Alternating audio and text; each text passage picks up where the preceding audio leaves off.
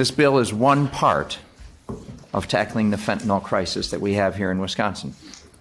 Fentanyl is particularly a problem due to its potency. It is a synthetic opioid that is 50 times more potent than heroin and as much as 100 times more potent than morphine. It is extremely addicting, and a very small amount can cause death. A Janesville mother said, "Fentanyl poisoning is murder. It should be treated as such." She makes a fair point. Those who willingly distribute a deadly drug need to be held accountable. The reality is that many dealers are mixing fentanyl in with heroin and even fake prescription drugs. Dealers like fentanyl because of its highly addictive nature, and yet often victims have no idea they are taking fentanyl.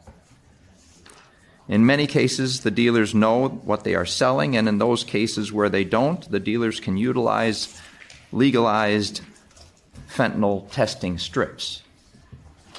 There is no excuse for a dealer or distributor to offer fentanyl to anyone without knowing. Currently, fentanyl poisoning that results in death is only a Class C felony. The problem with a Class C felony is that a judge may sentence the dealer to imprisonment, or they can also simply fine them instead. We are all too familiar with the problem of revolving door criminals due to soft-on-crime judges. When unreformed criminals are released too soon, they come out and commit more crimes. When their crimes are dealing drugs, these merchants of death steal loved ones from families. By raising this to a Class B felony, judges must sentence those who commit this deed to imprisonment. Not only that, but every other reckless homicide in this chapter of the statutes are Class B felonies except for reckless homicide via drug dealing. It's time to show that we believe that a homicide by dealing drugs is just as serious as any other reckless homicide. Perhaps you might be wondering why I keep talking about fentanyl when it is not mentioned directly in the bill. The rationale for this is that the synthetic opioid market keeps changing. Right now, fentanyl is the problem, but 2 years from now, it might be a different drug.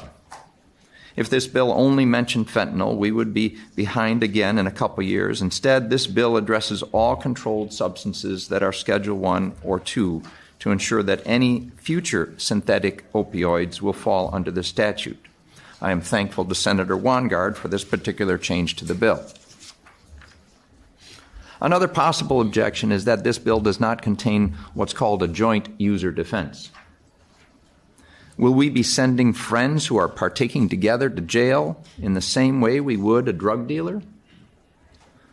My concern with the joint user defense is that it provides a loophole for any drug dealer to claim, or an unintended potential defense for a nefarious homicide.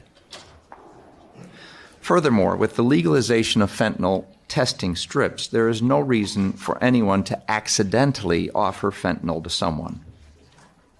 Testing strips are available from any Wisconsin County Health Department. District attorneys will still have discretion on what charges are filed. This bill is not a threat to friends. Fentanyl is a dangerous and often deadly drug.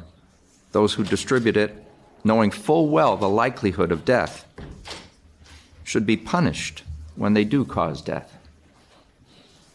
Fentanyl poisoning is homicide, and it is time that we treat it as such.